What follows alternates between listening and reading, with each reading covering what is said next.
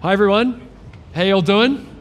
Everyone's having a good I.O., so thanks for coming here. So let's get started with this session. So our session today is all about bringing Android apps over to Android TV. So my name's Wayne Pekarsky, and I'm a developer advocate at Google. And I work in areas like TV and cast and the living room and wearables. And my goal is to communicate information about these products to developers, but also to talk to you more and find out about what your needs are and feed them back to the product teams. So I'm Ryan. I'm a developer programs engineer at Google, and I build things for you guys, you developers, things like tools, API client libraries, and samples, just to make your lives more productive.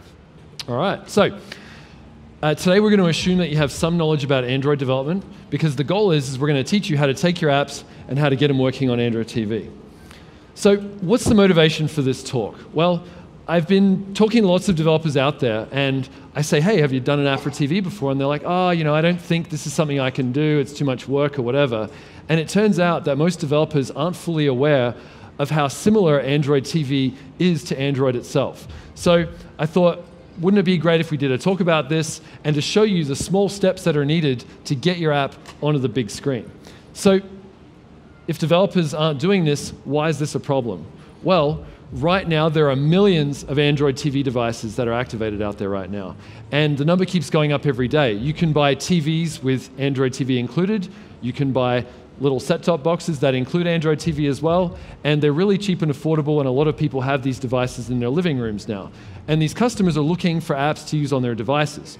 So the important thing here is that if you go to an Android TV device and start up Google Play, not every app in the Play Store will appear on your device immediately. It turns out, as a developer, you actually need to take a few small steps and tell Google Play that your app is ready for TV, and then it'll make your app available.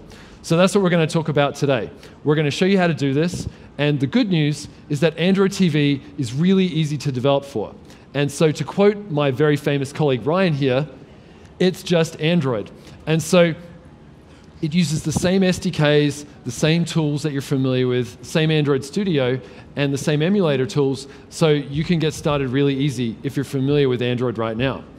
And so the basics are you got to tweak a manifest file, check a box in Google Play, and then your app's ready. So that's the really cool thing about it, and that's what we're going to talk about today. So the other thing is that you can actually make a single APK that you upload to Google Play that supports both TV and phone. That's how similar these things are.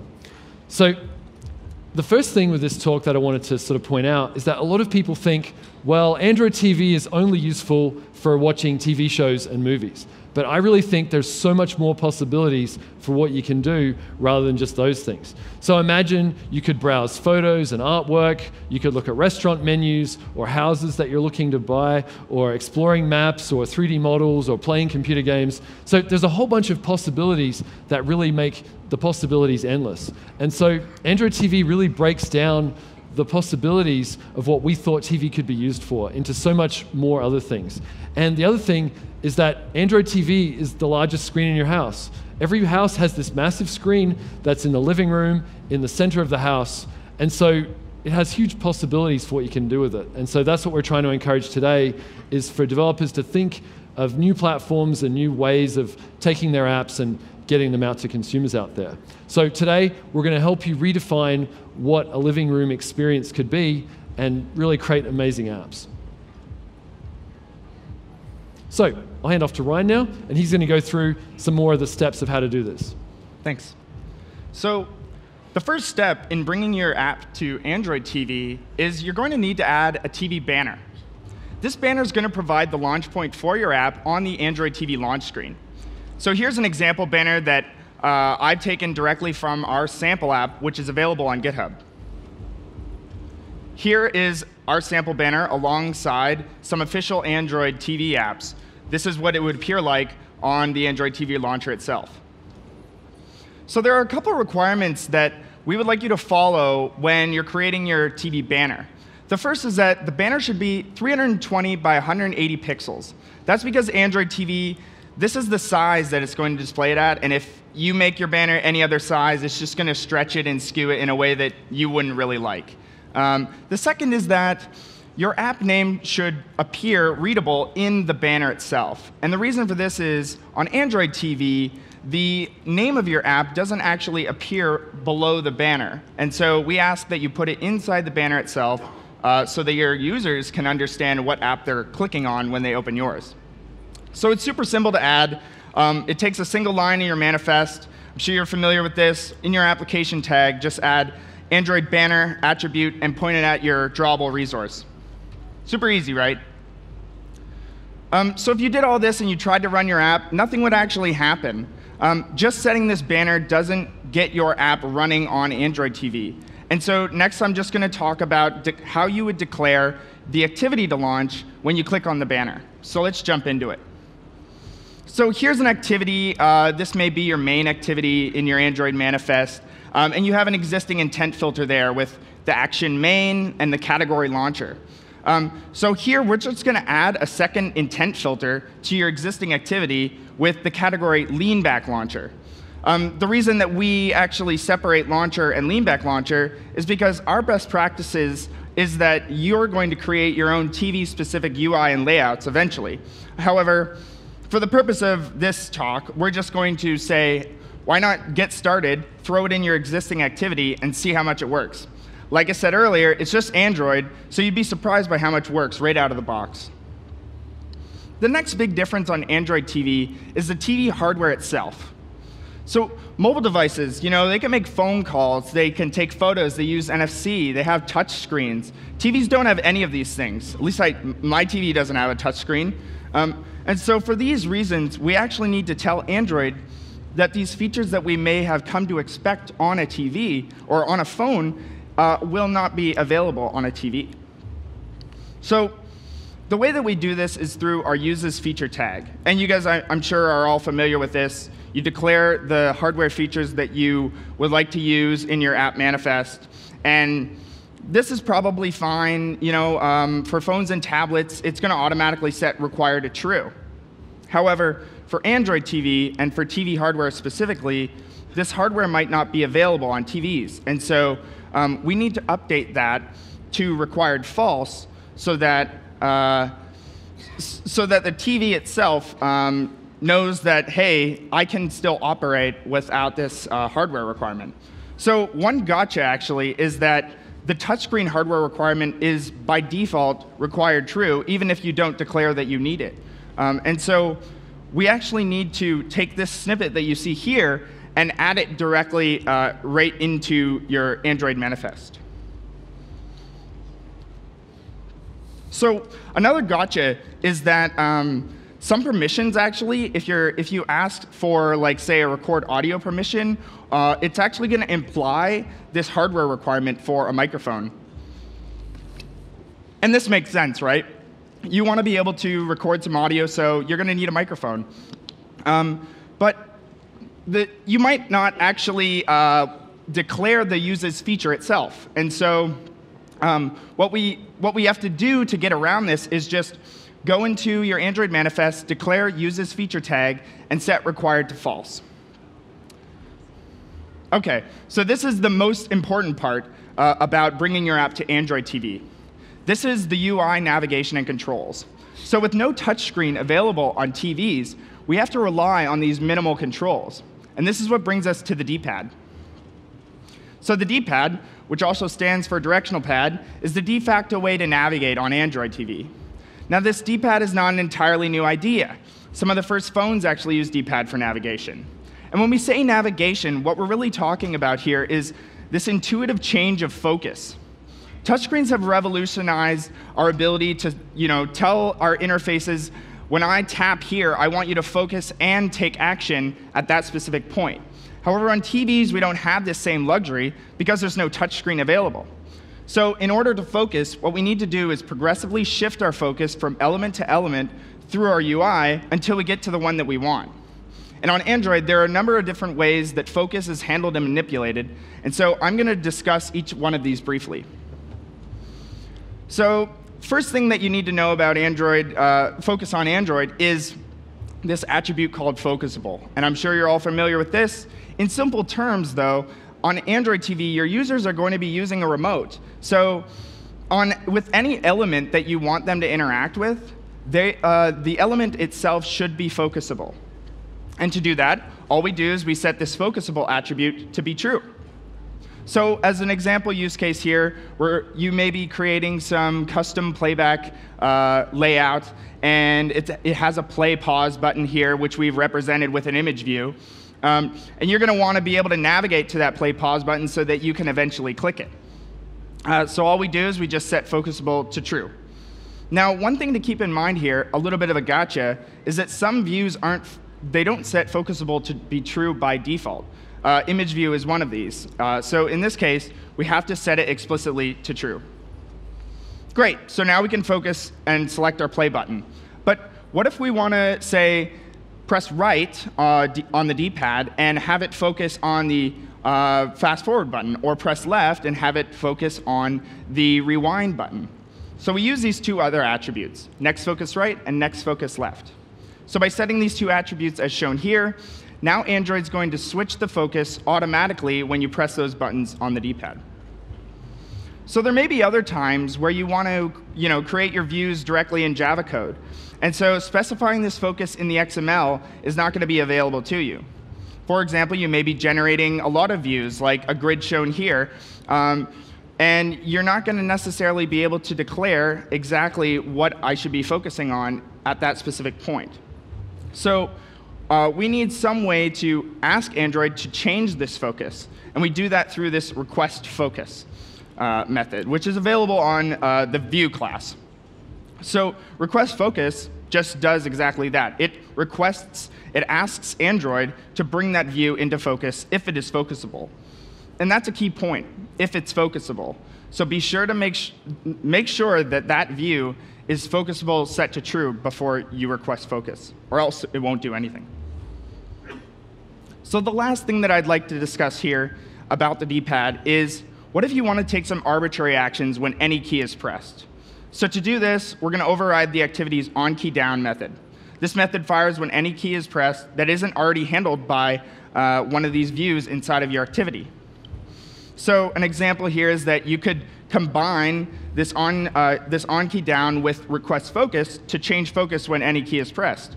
Or a really common use case is if I press play pause button on the remote, it's going to play, I'm going to play or pause my video. Or if you're making a game, like I'm showing here, maybe when you press the right D-pad button, you're going to move your player to the right. Cool. OK, so Ryan talked you through a little bit about focus and moving things around and so forth. Now we're going to talk a bit about the screen. So it turns out with televisions nowadays, they don't quite operate in the same way that we would expect. You would think that if you've got a 1080 HDMI signal and you feed it through to a screen, that you would get a one-to-one mapping. It turns out that's not quite the case. So I'm going to talk a little bit about something called overscan protection. So if we actually go back in time, back in the days of analog TV, there were these edges on the screen that were not used. And TV stations actually used to embed little signaling and bits of data and things like that in that area that wasn't displayed by the television. It turns out that when we moved to HD, that stuff still happened. And so a lot of TV manufacturers will actually take a TV image and they'll chop off the edges and then stretch the image slightly so it fits the screen. So what this means is that you don't get a one-to-one mapping, and some of the pixels on the edge actually get chopped off. So you can disable this on some televisions. There's overscan or some other feature like that that you can remove with the remote, but a lot of users don't know how to do it. So you need to be aware of the fact that there are some people out there who are not going to see the edges of the screen of your app, and so we need to go about dealing with that somehow. And so if we look at this diagram here, you can see that we have our 1080p overall display, and we've also shown it in terms of DPs, which is device pixels, and then you can show the areas that are not included. And we have a guideline, which is that you should roughly stick to not using the outer 5% of the image, and that's usually a safe thing. So if we look here, you can see we've got some UI elements, and we've got the edges protected so that we don't use them. So once again, a 5% outer area is something that you should reserve that your app shouldn't put anything important in. Now, if you have a background image, that's okay if that gets cropped, because it's just probably the interesting part is in the center of the screen. So background images can get cropped, but important pieces of text, labels, any kind of important information like that, you've got to make sure that you keep it out of that region. And so here, we have a custom layout XML that we're showing. We've got 2 relative layouts, and the inner relative layout, if you look at it, is padded with a 5% margin. So you can see we're setting margin top, bottom, left, and right, and we've set DP values that represent that margin, and anything we put inside that inner relative layout will not be cropped off by the television for any reason. Anything else that you don't care about, like the background image we talked about earlier, you can put that in the outer relative layout at the top, and that will possibly be cropped by the television. So this is pretty easy to implement, and it's not really a huge deal, but it's just something you got to keep in mind so that you make sure it works for all users. Next, not everyone programs their Android TV apps using the Android APIs directly. So there's actually a cross-platform gaming engine called Unity that's quite popular amongst game developers. And so the good news for Unity developers is that it actually supports Android TV out of the box. So Unity has support for the D-pad, so all that stuff Ryan talked about with handling the controls, that's already dealt with for you. And it deals with all the manifest tweaks and overscanning and making sure that everything's done right. So there's actually a code lab that we've prepared for Android TV. So if you go behind this auditorium, there is a code lab area where you can go and sit down and try out code and mess around. We have a code lab for Unity there as well that you can give a try. So that's the nice thing, is that a lot of these extra tools and so forth support Android TV out of the box as well. So if you've got a game that does 3D and OpenGL and all that, it just works. So now we'll go to Ryan to talk more about the Leanback library, which is a very popular way of implementing really nice TV UIs. Thanks, Rain. So, at Google, we're trying to make your lives easier as developers. And we know that you don't really want to implement all this stuff yourself. And so to help out, we created the Leanback library. It has a great selection of UI components that are specifically designed for Android TV. And these components come with support for D-pad, as well as overscan protection, already baked right in. So now I'm going to step through some of these components and explain why you may consider using this library. So the first component here that I want to discuss is this browse fragment. The browse fragment's good for well browsing, right? It allows you to showcase all of your content in one place. And so one of the best places to use the browse fragment is immediately when the user opens this app. So here's an example of it being used in practice. This is what it looks like being run in our Leanback sample live app available on GitHub. And you can see here that there's a sidebar with some header rows and a main grid of content. So if you jump into a category by pressing right on the D-pad, you can see a more detailed view of this content. Here we show some thumbnail images and title and category. These can be basically whatever you want. You could display a rating for your content. You could display a price, anything that you can imagine. So if you select on one of these cards, then that brings us into another fragment that we call the details fragment. So the details fragment presents all of the details for a specific piece of content. It allows your users to take certain actions, anything that you can imagine, like watching, renting, buying this piece of content. So again, here it is in practice. And you can customize, of course, all these colors, text, buttons, to provide a personalized experience specific to that piece of content. So in this case, with our new dad video, we can click Watch Trailer. And then we get into another fragment that we call the Playback Overlay fragment. So this provides a large customized controls that overlay on top of the media itself. It also provides an at-a-glance view of what's currently playing. So again, here it is in practice. It has a primary row which provides things like play, pause, rewind, fast forward, next video, previous video, as well as a secondary row, such as closed captioning, picture-in-picture. Here I'm showing some thumbs up, thumbs down, and some repeat functionality. And then hidden at the bottom there is a related videos row. This is just a place that you can place related content to whatever is currently playing. And so this could be where you recommend the next video to play for your user. So if the users can't find this next great piece of content to absorb in this related video list, then maybe search is the next best thing. And being Google, we want to provide a great search experience. And so we've added the search fragment to the Leanback library. And so here again is it in practice. And we're searching for the word search. And I think the best feature of this whole search fragment is speech recognition capability. So you can use the microphone, which is baked right into the Nexus Player remote, to speak whatever you want and have it immediately fill in the field. So in addition to in-app search, you can also integrate with this universal search. So this is when a user searches from the main TV launcher for some related content, and that will get surfaced automatically by the Android system. So you can imagine you get home, you turn on the TV, and you search funny movies. If your app has some funny movies, you're going to want to surface that to the user. And so to integrate with search, there's just a few things that you need to do. The first is implementing a content provider. And you might already have one of these. Maybe you're already using one for your in-app search. And so you can see our documentation for all the specific rows that we support. But the key thing here is that the provider that you create, you should set this attribute exported true so that Android has access to it and can query it when a universal search is made. And then the next thing is this searchable XML. And again, you might already have one of these implemented in your app already. And so what you need to do here is just set this include in global search attribute to true so that Android, again, can access this content. So even before search, your app might actually have a good idea of what the user wants to see next. And so Android TV has this powerful way that we can help, which we call recommendations. So this recommendations bar is featured front and center as soon as the user opens up their Android TV.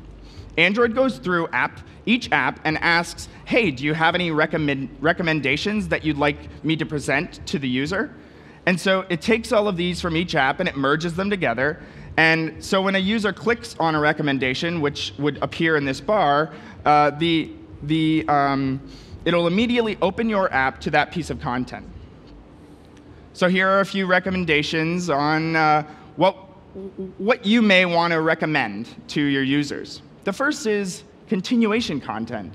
A good example is the next episode in a series, as well as new content, things like new episodes or a new series altogether, as well as popular or trending content.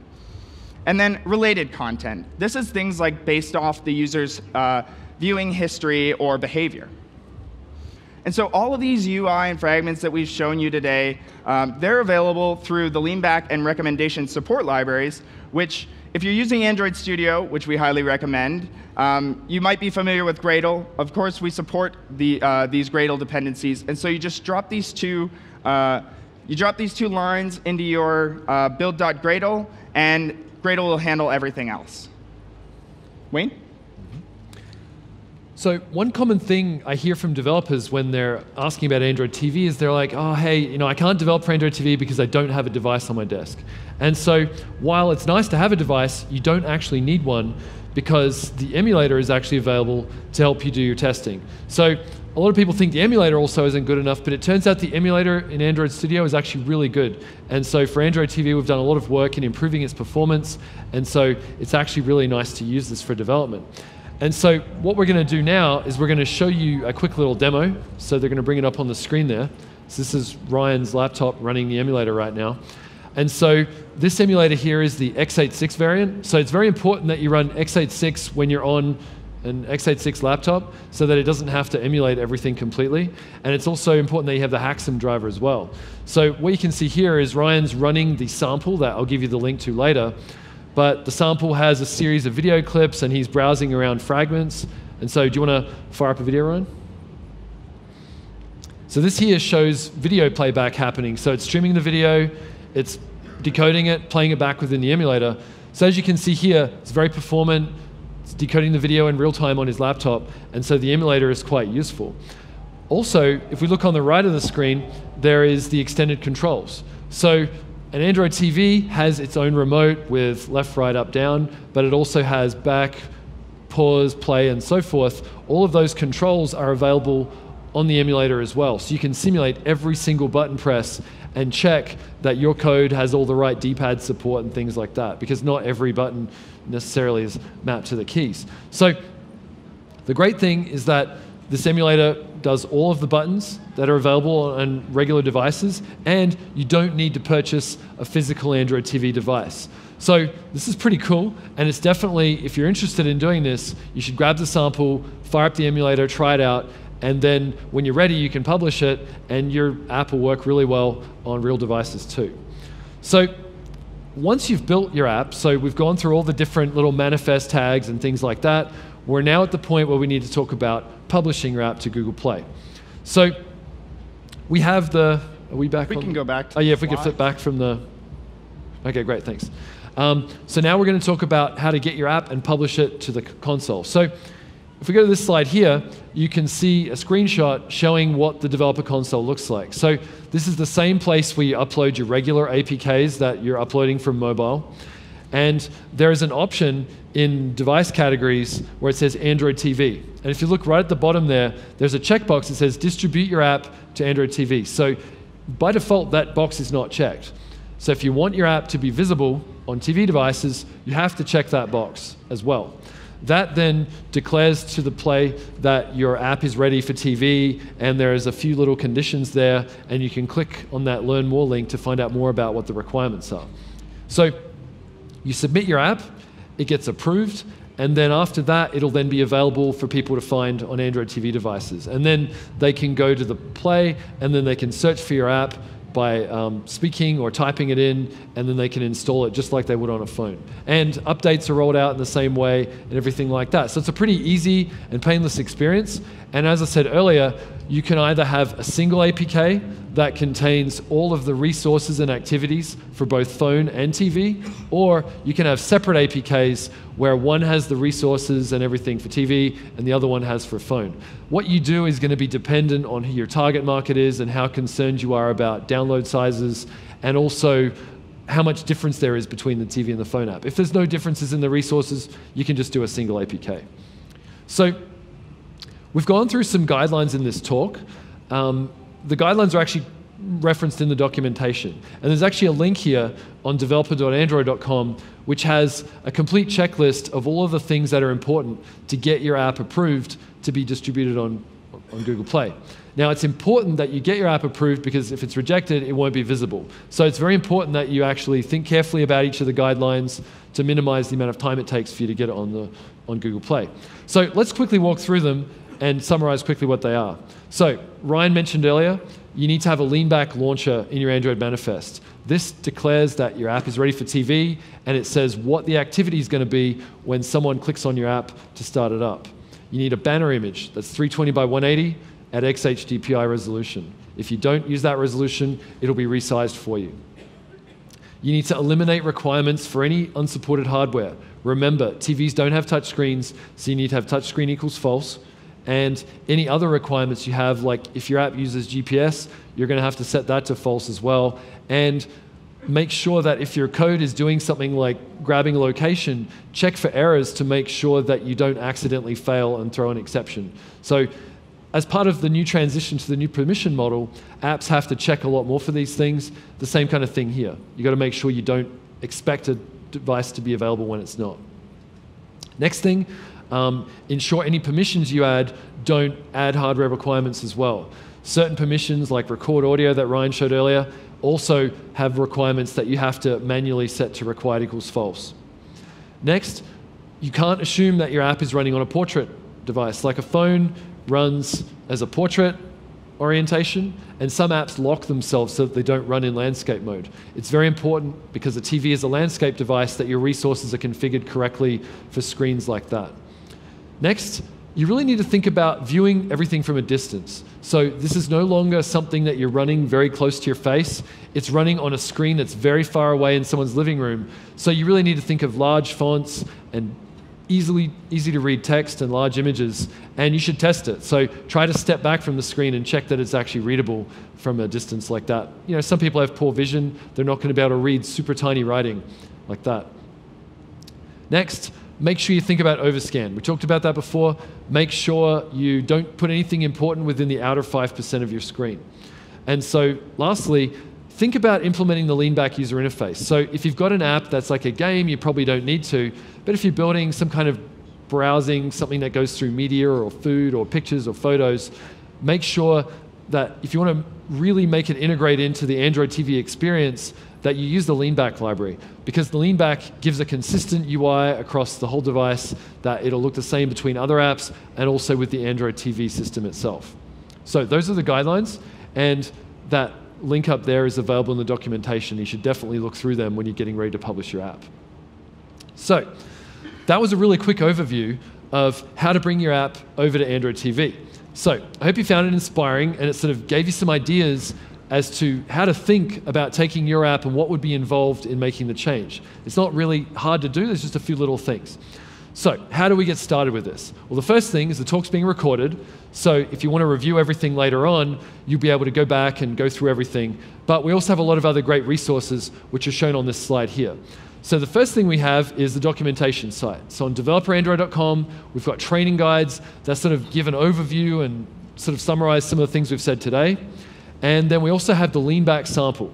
So it's on GitHub and the Google samples. It's called Android TV Leanback. And that demo that Ryan showed earlier is that sample there. So you can play with it, see how the videos stream, see how it works for you. And it's a really great way to sort of see how a well-built app works, and you could probably tear it apart and put your own code in there and so forth. The next thing I mentioned, we have the code labs in the other area where you can go over there and you can try out, you can sit down, play with some devices, and there are actually engineers on staff there who can help answer your questions as well. And we also have the sandbox. So there is an area over there with these large metal box crate things that we have an area showing TV and cast devices. Feel free to come by there, and we have people who work on the actual Android TV team ready to answer questions there as well. And also people like me and Ryan will be there too. So we're getting to the end of the day, so there's not too much time left, but please do come by after the talk and come have a chat with us, because the whole point of Google I/O is we want to share information with people and get information from developers. If you've tried to do Android TV and something didn't work out for you, come and tell us what happened so that we can think about it and maybe come up with a solution for you. And finally, for people who can't come here or for later, we have a great developer community on Google+. So the link is g.co Android TV Dev. And it's a great place where we post articles about what's coming up, what's new, and also it's a place where you can ask questions and chat with other developers. And definitely I recommend you follow us, because I post a lot of articles about TV, but also I do wearables and auto and all these other things. And there's a lot of commonality between the platforms that Google offers. And so if you've got a phone app, you should consider TV and auto and wearables, because these are all new, exciting platforms where users are waiting for really cool and exciting apps. Thank you very much for coming, and we'll see you later. Thanks a lot.